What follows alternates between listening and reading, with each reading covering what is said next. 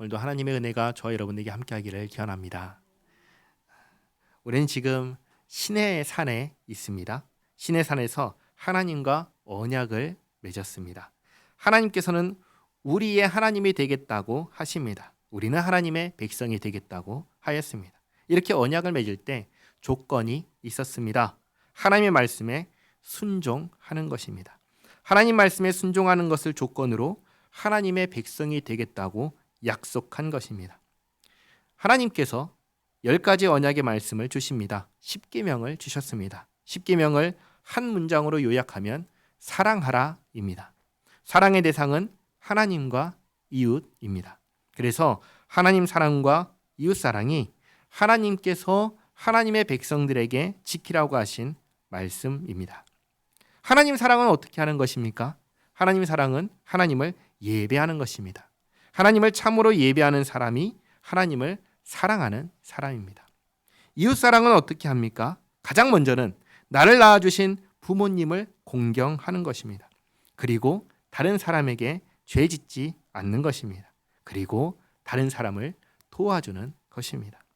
하나님께서 이렇게 하라고 하셨는데 하라고 하시자마자 불과 한 달이 조금 넘었을 때 어떻게 하냐면 하나님을 배신합니다.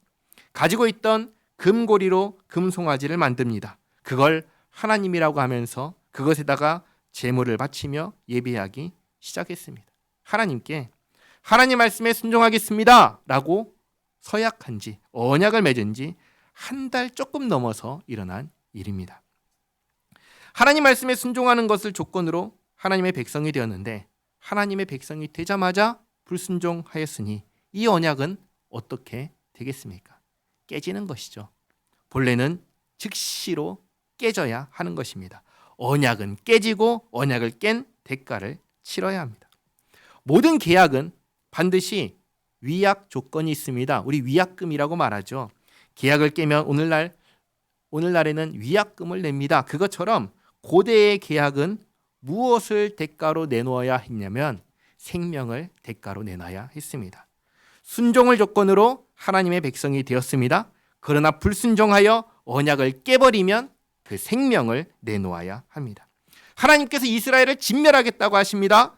그리고 모세에게서 새로운 민족을 만들겠다고 하셨습니다. 이때 모세가 시내산 언약을 기준으로 말씀드리는 게 아니라 조상 아브라함과 이삭과 야곱과 맺은 언약을 아뢰면서 그 언약을 기억하여 달라고 간곡히 아뢰입니다. 그리고 다른 나라, 특별히 애굽 사람들이 자기 백성들을 애굽에서 인도에서 죽이려고 건져냈다. 그런 식으로 말할 거라면서 하나님의 명예를 위해서 용서해 주시기를 간구합니다.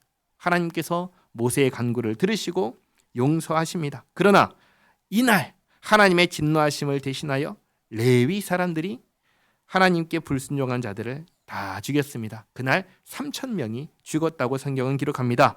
그리고 하나님께서 우리가 읽었던 이 레위기의 말씀을 주십니다. 레위기의 말씀은 십계명의 말씀을 자세히 풀어낸 법전입니다. 하나님의 백성이 이 땅에 살 때에 지켜 행해야 되는 내용들을 구체적으로 자세히 기록해서 가르쳐 주셨습니다. 범죄하고 난 뒤에 살려주시면서 주신 하나님의 법전 레위기인 것입니다. 레위기 전체를 개관합니다. 레위기는 제일 먼저 하나님께 하는 예배에 대해서 말씀하십니다. 제사입니다. 제사는 가장 먼저는 이스라엘 백성들이 해야 되는 제사에 대해서 말씀하시고 그 다음에는 레위 제사장들이 어떻게 제사를 주관해야 되는지 제사 가운데 어떤 역할을 해야 되는지를 말씀하셨습니다. 그 다음으로 제사장 임명식에 대해서 말씀하셨고 그 다음으로 이스라엘이 하나님 앞에서 거룩하고 정결하게 살려면 어떻게 해야 되는지를 말씀하셨습니다. 먹는 것, 출산, 짜라트, 나병이라고 부르는 것, 유출병, 그리고 누적된 부정을 제거하는 대속죄일, 성문제, 일상생활의 문제에 대해서 자세히 말씀하셨습니다. 그리고 다시 한번 하나님과 관련된 부분에 대해서 말씀하셨는데 제사장에 대해서, 예물에 대해서, 절기에 대해서, 안식년과 희년에 대해서 말씀하셨습니다. 그리고 지난주에 우리가 봤던 복과 저주의 길을 말씀하셨습니다. 순종하면 누릴 복과 불순종하면 받게 될 저주에 대한 것입니다.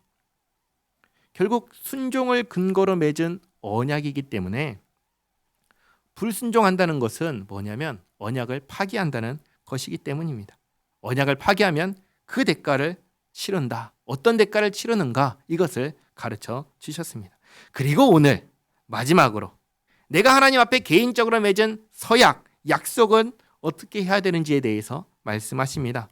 하나님과 약속했을 때 일반적으로는 지켜야지요. 반드시 지켜야 됩니다.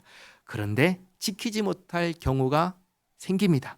그럴 경우에 어떻게 해야 되는가? 그것을 마지막으로 가르쳐 주십니다. 1절 말씀 보시면 여호와께서 모세에게 말씀하여 이르시되 이스라엘 자손에게 말하여 이르라. 만일 어떤 사람이 사람의 값을 여호와께 드리기로 분명히 서원하였으면 너는 그 값을 정할지니. 어떤 사람이 하나님께 사람의 값을 드리기로 서원했습니다. 예를 들면 이런 것입니다. 아주 대표적인 예가 한나의 기도입니다. 한나의 기도.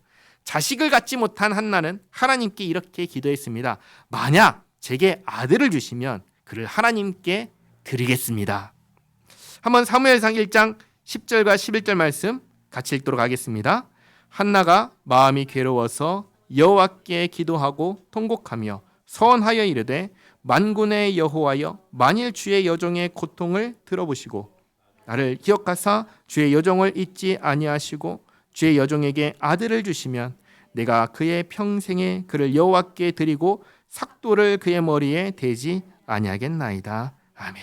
이렇게 한나가 만약 하나님께서 내게 아들을 주신다면 이 아들을 하나님께 드리겠습니다 라고 서원을 했습니다. 그리고 하나님께서 아들을 주시자 서원한 대로 하나님께 아들을 드립니다. 어떻게 드리죠? 인신제사를 드렸나요? 그렇지 않았습니다. 제사장에게 드려서 성소에서 하나님을 섬기게 하였습니다. 사무엘상 1장 26절에서 28절까지 말씀 또 같이 읽겠습니다.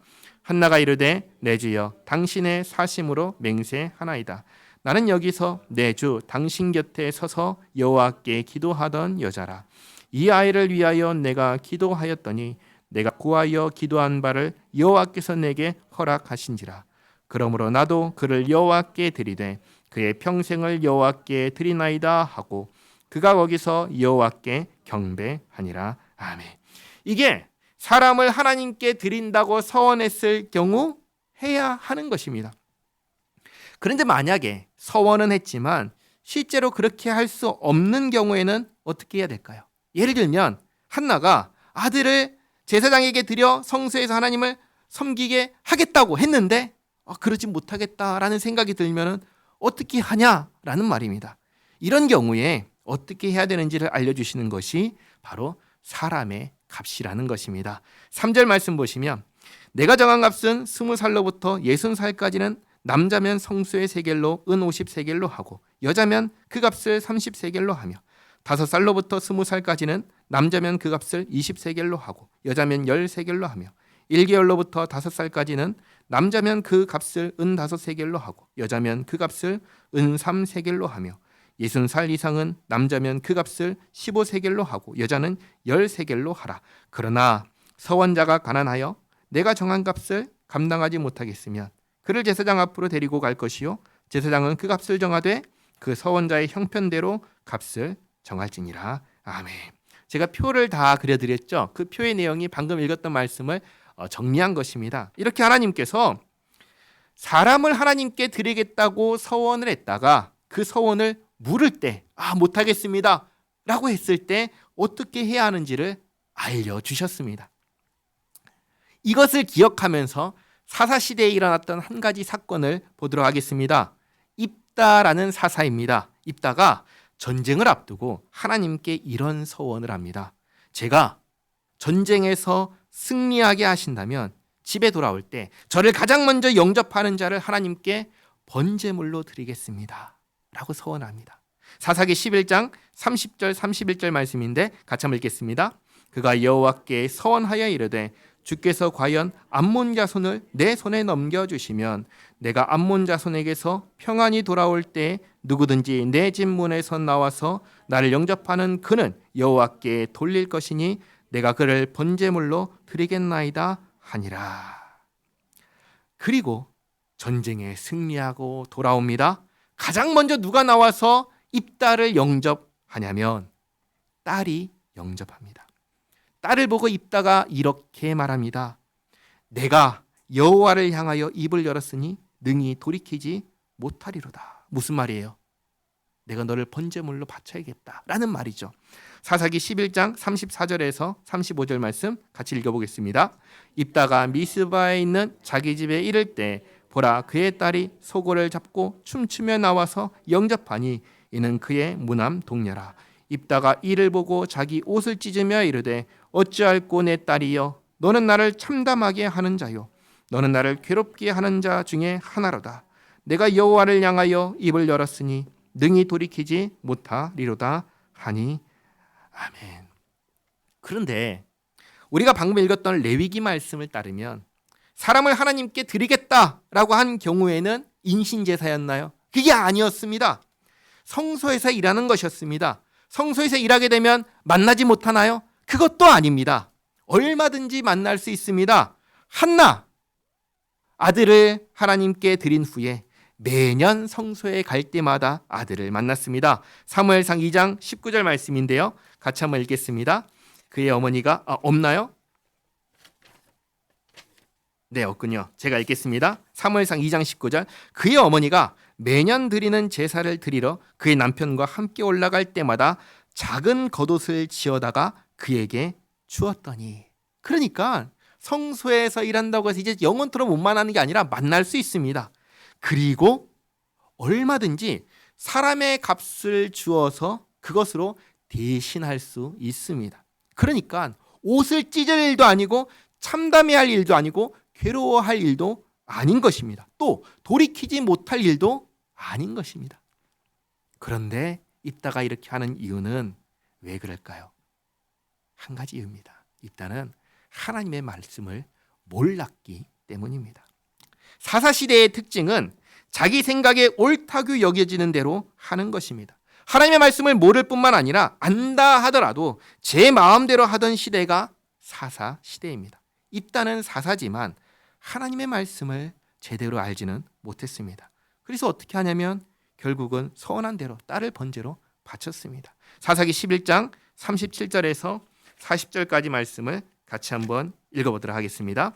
또 그의 아버지에게 이르되 이 일만 내게 허락하사 나를 2달만 버려두소서. 내가 내 여자 친구들과 산에 가서 나의 처녀로 죽음을 인하여 애곡하겠나이다 하니 그가 이르되 가라 하고 2달 기한하고 그를 보내니 그가 그 여자 친구들과 가서 산 위에서 처녀로 죽음을 인하여 애곡하고 2달 만에 그의 아버지에게로 돌아온지라.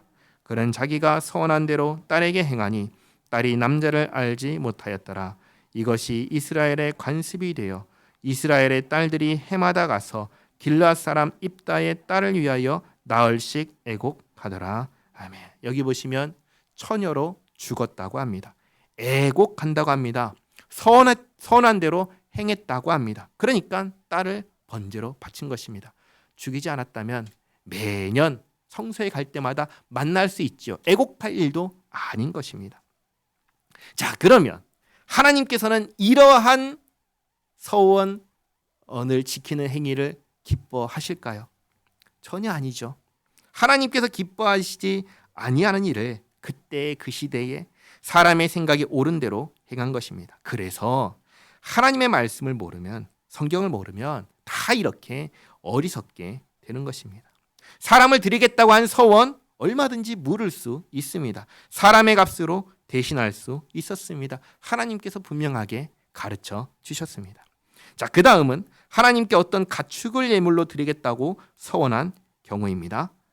레위기 27장 9절 말씀. 사람이 서원하는 예물로 여호와께 드리는 것이 가축이면 여호와께 드릴 때는 다 거룩하니 그것을 변경하여 우열간 바꾸지 못할 것이요 혹 가축으로 가축을 바꾸면 둘 다 거룩할 것이며 부정하여 여호와께 예물로 드리지 못할 가축이면 그 가축을 제사장 앞으로 끌어갈 것이요 제사장은 우열간에 값을 정할지니 그 값이 제사장의 정한 대로 될 것이며 만일 그가 그것을 물으려면 내가 정한 값에 그 5분의 1을 더할지니라. 아멘. 어떤 가축을 하나님께 예물, 선물로 드리겠습니다 하고 서원을 한 경우에는 첫 번째로 멀쩡한 경우에는 절대로 물을 수가 없습니다. 반드시 드려야 됩니다. 둘째로 그것을 드린다고 했는데 이것이 아닌 다른 것을 드리려고 하면은 둘 다 하나님께 드려야 됩니다. 그러나 단 본래 드리겠다고 했던 이 가축이 부정해져서 혹은 어떤 문제가 생겨서 도무지 하나님께 드릴 수 없는 상태가 되면 어떻게 하는가? 제사장이 이 가축의 제물의 값을 정해서 그 정한 값에 항상 모든 보상은 그렇습니다. 5분의 1을 더해서 값을 대신 드리면 그것으로 물을 수가 있습니다. 그 다음은 하나님께 내 집을 드리겠다고 서원한 경우입니다. 그런데 마찬가지로 하나님께 드릴 수 없는 상황이 되었습니다. 예를 들면 서원할 때는 나에게 집이 두 채가 있었어요.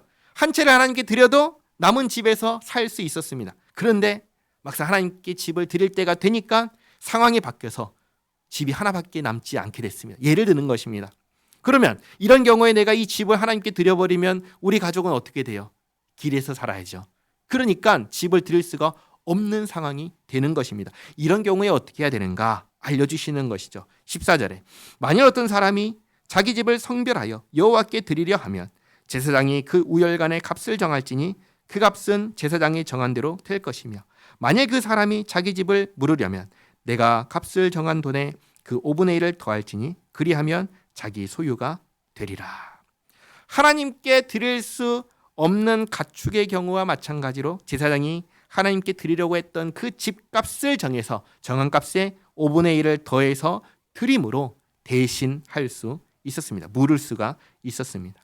그 다음은 하나님께 내 밭, 자기 밭을 드리겠다고 서원한 경우입니다. 16절 만일 어떤 사람이 자기 기업된 밭 얼마를 성별하여 여호와께 드리려 하면 마지기 수대로 내가 값을 정하되 보리 한 호멜지기에는 은 50세겔로 계산할지며 만일 그가 그 밭을 희년부터 성별하여 드렸으면 그 값을 내가 정한 대로 할 것이요 만일 그 밭을 희년 후에 성별하여 드렸으면 제사장이 다음 희년까지 남은 연수를 따라 그 값을 계산하고 정한 값에서 그 값에 상당하게 감할 것이며 만일 밭을 성별하여 드린 자가 그것을 물으려면 내가 값을 정한 돈에 그 5분의 1을 더할지니 그리하면 그것이 자기 소유가 될 것이요. 하나님께 밭을 드리겠다고 했는데 이것도 물을 경우입니다. 어떻게 해야 되는가? 첫째로 한 호멜직이라는 것은 은 50세겔이 됩니다. 한 평당 얼마 이렇게 계산을 하는 것이죠. 둘째로 밭은 희년이라는 이 기간이 있습니다. 그래서 희년까지 남은 기간을 포함해서 계산합니다. 50년이 풀로 남았으면 그대로 받고 거기에 5분의 1을 더해서 드림으로 대신할 수 있습니다. 만약에 희년까지 50년이 아니라 40년, 30년, 20년 이렇게 적게 남았으면 그만큼 적게 가격을 책정해서 거기에 5분의 1을 더하여 드림으로 물을 수가 있습니다. 그런데 이런 경우도 있습니다. 20절 만일 그가 그 밭을 무르지 아니하려거나 타인에게 팔았으면 다시는 무르지 못하고 희년이 되어서 그 밭이 돌아오게 될 때에는 여호와께 바친 성물이 되어 영영이 드린 땅과 같이 제사장의 기업이 될 것이며 무르지 않으면 당연히 하나님께 드린 땅이 되지요. 그러나 하나님께 드리기로 해놓고서는 다른 사람에게 만약에 팔았으면 희년이 되었을 때 무조건 돌려받지 못하고 하나님께 드린 땅이 되는 것입니다. 그리고 밭과 관련해서 이런 경우도 있습니다. 22절 만일 사람에게 샀고 자기 기업이 아닌 밭을 여호와께 성별하여 드렸으면 내가 밭을 사서 하나님께 드렸습니다. 그리고 희년이 됐습니다. 희년이 되면 어떻게 해야 되죠? 다시 다 원상태로 돌려줘야 됩니다. 원주인에게 돌려줘야 됩니다. 내 밭을 하나님께 드리겠다고 했으면 문제가 안 돼요. 그런데 이 밭이 내 밭이 아니에요. 밭의 주인은 따로 있습니다. 희년이 되면 돌려줘야 됩니다. 하지만 이 밭을 하나님께 이미 드렸습니다. 이런 경우에는 그러면 어떻게 해야 되는가? 원주인은 돌려받으려고 하는데 이렇게 애매한 상황이 되면 어떻게 되는가? 이것을 알려주시는 것이죠. 이런 경우에도 물러야 하는데 물을 때 어떻게 해야 되는가? 23절 너는 값을 정하고 제사장은 그를 위하여 희년까지 계산하고 그는 내가 값을 정한 돈을 그 날에 여호와께 드려 성물로 삼을지며 그가 판 밭은 희년에 그 판 사람 곧 그 땅의 원주인에게로 되돌아 갈지니라. 아멘. 다만 이런 경우에는 5분의 1을 더해서 드려라 라는 말씀이 없습니다.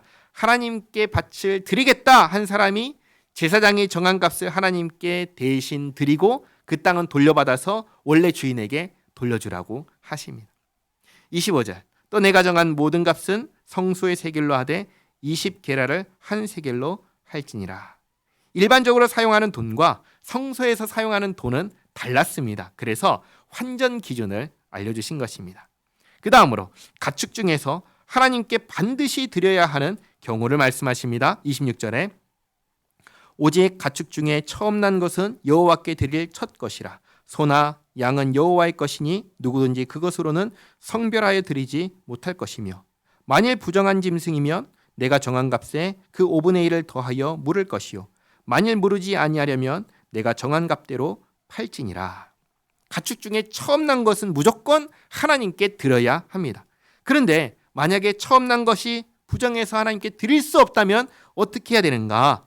제사장이 정한 값에 5분의 1을 더해서 돈으로 대신해서 드림으로 대신할 수 있습니다. 만약에 나는 이렇게 하나님께 드리기 싫다라고 한다면 어떻게 될까요? 이 동물을 가축을 팔아야 되는 것입니다. 그 다음 28절과 29절은 지금까지 말씀드렸던 서원 규정과는 조금 다른 규정입니다. 28절 어떤 사람이 자기 소유 중에서 오직 여호와께 온전히 바친 모든 것은 사람이든지 가축이든지 기업에 바치든지 팔지도 못하고 무르지도 못하나니 바친 것은 다 여호와께 지극히 거룩함이며 온전히 바쳐진 그 사람은 다시 무르지 못하나니 반드시 죽일지니라. 아멘. 여기 온전히 바친 것은 앞에서 하나님께 드리겠다고 서원한 것과는 다른 것이에요. 서원은 물을 수가 있습니다. 그러나 하나님께 온전히 바쳐진 것들은 물을 수가 없습니다. 왜 물을 수가 없냐면 이것들은 내가 하나님께 드리겠다고 하는 것이 아니라 하나님께서 온전히 바치라고 하신 것이기 때문입니다. 그래서 서원과 구별되는 규정이라고 기억하시면 됩니다. 여기에 해당하는 것이 예를 들면 여리고 정복 전쟁을 생각할 수 있습니다.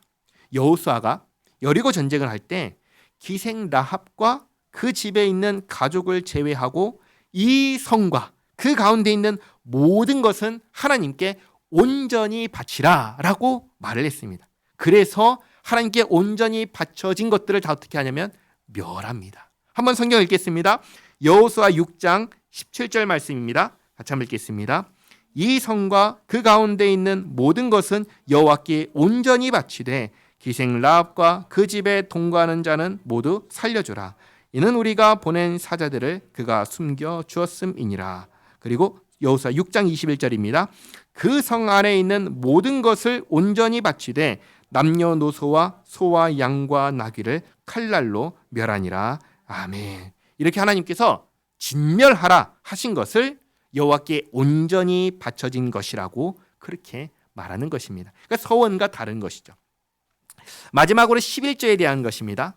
오늘날에는 일반적으로 월급을 받기 때문에 달마다 11조를 합니다. 그러나 고대에는 상황이 달랐기 때문에 달마다 하지 않고 특정한 날을 정해서 했습니다. 하지만 11조의 의미는 똑같았습니다. 내가 가진 모든 것 하나님께서 주셨습니다. 내가 가진 것의 10분의 1을 하나님께 드립니다. 이때의 의미는 내가 가진 모든 것을 다 하나님께 드립니다 라는 의미를 가지고 그 중에 일부를 대표 삼아 하나님께 드리는 것이죠.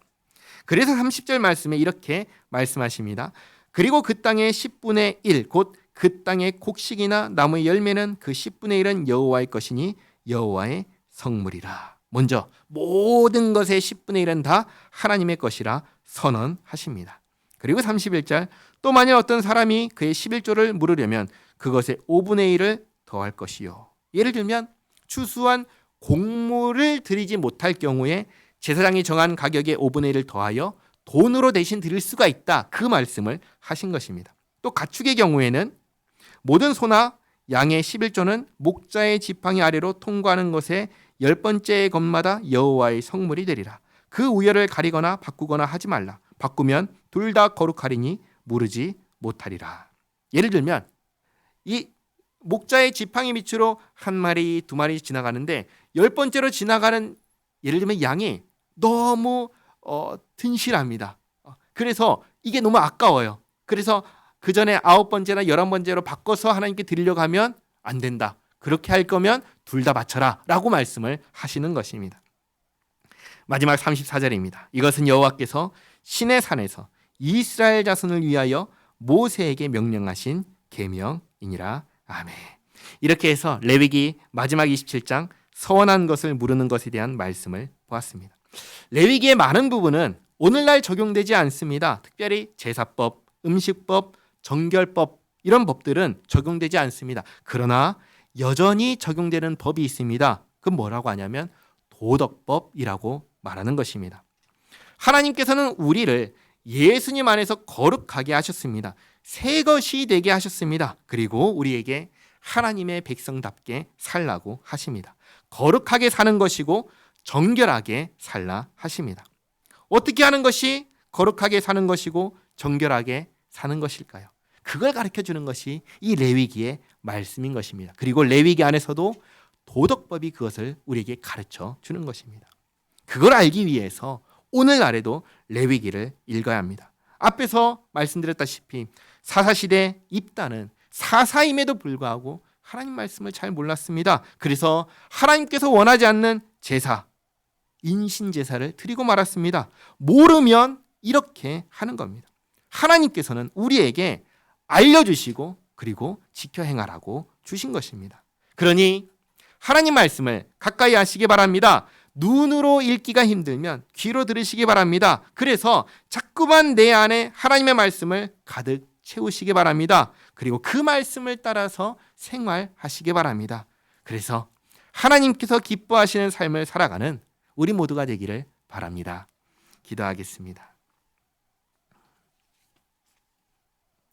좋으신 하나님, 오늘까지 레위기 말씀을 살펴보았습니다. 하나님께서 하나님의 백성들에게 내가 거룩하니 너희도 거룩하라 하신 말씀을 듣습니다.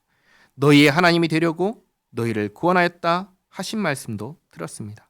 거룩한 것과 속된 것을 분별하고 부정한 것과 정한 것을 분별하고 하나님의 규례를 배우라 하신 말씀도 들었습니다.